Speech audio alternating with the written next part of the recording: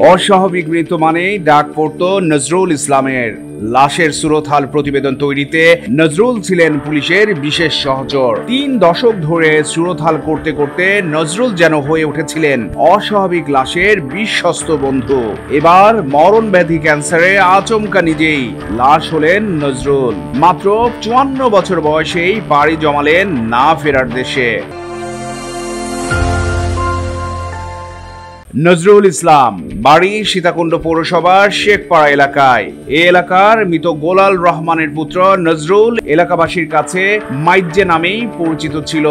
নজরুল পেশায় ছিলেন একজন অ্যাম্বুলেন্স চালক, তবে একসময় লাশের সুরতহাল প্রতিবেদন তৈরিতে জড়িয়ে পড়েন। লাশের সুরতহালে হয়ে ওঠেন পুলিশের বিশ্বস্ত সহচর। বিগত 30 বছর ধরে অস্বাভাবিক মৃত্যুর ঘটনায় লাশের সুরতহালে ভূমিকা রেখে এসেছেন তিনি। তবে আচমকা মরণব্যাধি ক্যান্সার কেড়ে নিল নজরুল ইসলামের জীবন। বছর খানেক ধরে ক্যান্সারের সাথে চলার লড়াইয়ে হার মেনে শনিবার ভোর 4টার দিকে নিজ বাড়িতেই শেষ নিঃশ্বাস ত্যাগ করেন তিনি। তার মৃত্যুতে এলাকায় নেমে আসে শোকের ছায়া।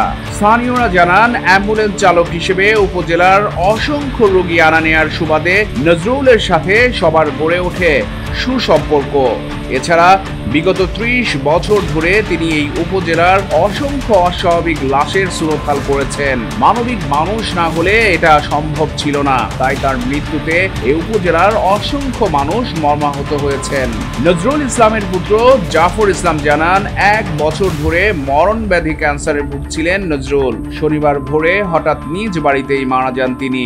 শনিবার আসরের নামাজের পর শেখপাড়া জামে মসজিদে জানাজা শেষে তাকে পারিবারিক কবরস্থানে চিরনিদ্রায় শায়িত করা হয়। এভাবে নজরুল ইসলামের চলে যাওয়া খুবই বেদনার বলে জানান সীতাকুণ্ড থানার ভারপ্রাপ্ত কর্মকর্তা মুজিবুর রহমান। তিনি জানান, অ্যাম্বুলেন্স চালানোর পাশাপাশি নজরুল পুলিশকে বিভিন্ন লাশের সুরতহাল রিপোর্ট তৈরিতে সর্বোচ্চ সহযোগিতা করতেন। চট্টগ্রাম প্রতিদিন নিউজ ডেস্ক।